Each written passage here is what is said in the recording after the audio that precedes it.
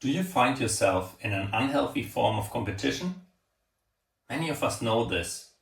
Whenever there are people around us and those people are successful, we often get triggered because we then notice that their success might be something positive and we notice this at first, but after some time we just realize we can't do the same things. We are not able to achieve the same things that those people can. And it really is like kind of a poison that drips slow and step by step into the relationship. And it's a quite nasty thing because whether we are aware about it and consciously choose to not buy into that instinct, one could say, or be it that we just say, okay, we can't bear it and we stop to be around those people. And this can be problematic in both cases because in one situation we decide to just be around people who push our limits and who are actually a great environment and surrounding for us. But then we always feel like we don't have the inner strength and the self-agency to keep up. Or we decide that we can't bear that. And we decide to go the easy path and just surround ourselves with people who are not as capable as we. And in both cases, it's not very satisfying. Not for us and also not for the other people.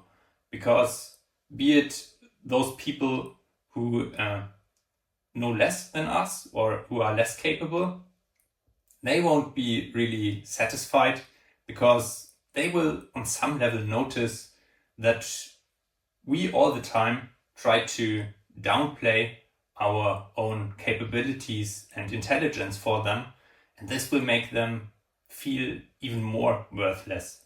Or it might be that at some point or in certain situations, our ego or pride still gets through and those people will feel attacked by that.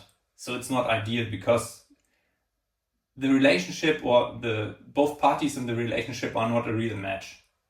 And in the other scenario, it's also not very satisfying because then those people who are more capable than us, they have to do all the work, they have to boost us, they have to help us, and at the same time we're never fully thankful because we feel entitled, because we are the weaker party in the relationship, and at the same time we oftentimes can't meet the standards of the people around us. And this will also make them unsatisfied because they also want quality relationships. So how can you solve all of that? The main problem here is that we think there are really just two choices. And I will just give you the solution immediately and then explain it to you in order to not make it too dramatic for you. So the basic idea is, or the truth here is, that win-win is possible. And even if most people don't believe in it, it truly is. Because it's not just black or white. There's not just this option of feeling more capable or feeling less capable. It actually is just about the lenses that we put on, about how we recognize and how we perceive ourselves, and also as a reflection of that, how we recognize and perceive the people around us. The reason is that each person consists of many different parts, and regarding each of those parts we can compare ourselves with other people. And in either case it's not ideal because sometimes we win and sometimes we lose the comparison. That's just normal. And even if we are the strongest man or the most beautiful woman on the world, there will be other life areas or other areas of life in which we don't win this comparison. And we have to be honest with ourselves, because in most cases, we don't have a single trait that we really are the best person in on the world. It's just not very likely that you are the tallest, or that you are the best reader, or anything else. It's very, very unlikely. So the only solution to this, in order to not always have to compete ourselves and to be actually really able to have healthy relationships, because we also want high quality friends. And the best thing we can have is actually a friend circle of people who are more capable than us, because the compounding effect will be just a way more positive one. And at the same time, we want to be able to also help people strongly who are less capable than us, and not to fall into this ego or pride. So we actually want both. The best thing you can do is to recognize that every person is unique, that every person is their own diamond, that is polished and cut in a very specific way, that everyone starts with different talents, and that it's just not possible to copy the life of someone else.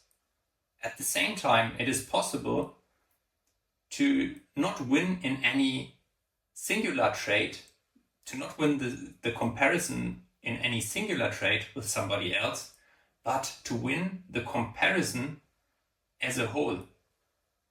Namely, when you apply this comparison based on your own standards.